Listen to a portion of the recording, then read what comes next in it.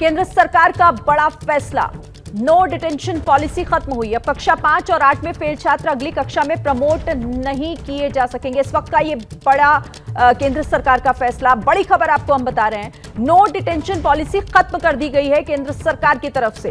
अब क्लास 5 और 8 में फेल छात्र अपनी कक्षा में प्रमोट नहीं होंगे।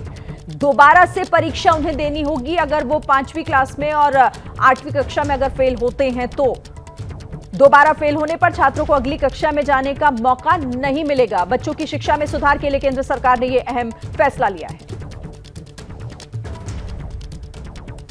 तो नो डिटेंशन पॉलिसी खत्म कर दी है केंद्र सरकार ने। कक्षा 5 और 8 में अगर कोई छात्रा फेल होती है तो उसे दोबारा परीक्षा देनी होगी, लेकिन अगर वो पास नहीं होते तो उन्हें प्रमोट नहीं किया जा सकेगा। अगली कक्षा में जाने का मौका फिर नहीं मिलेगा दोबारा। बच्चों की शिक्षा में बेहतरी, उसके सुधार के लिए केंद्र सरकार ने यह बड़ा फैसला लिया है। परीक्षा पास करने पर ही अगली क्लास में जाना पॉसिबल हो पाएगा।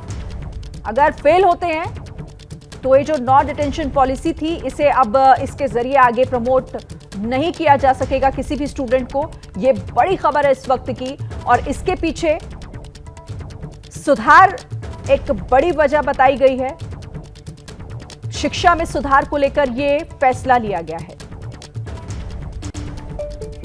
में हर प्रयास करने के पश्चात हम लोगों ने ये निर्णय लिया है कि 5वीं में और 8वीं में हर प्रयास करने के पश्चात यदि डिटेंशन करने की आवश्यकता पड़े तो डिटेन किया जाए, लेकिन उसमें यह भी प्रावधान किया गया है कि 8वीं कक्षा तक किसी भी बच्चे को हमारे स्कूलों से निष्कासित नहीं किया जाए।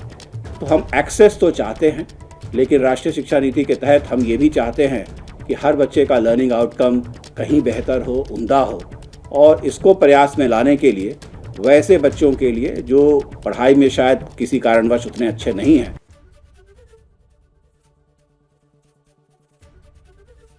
एबीपी गंगा, खबर आपकी, जुबान आपकी।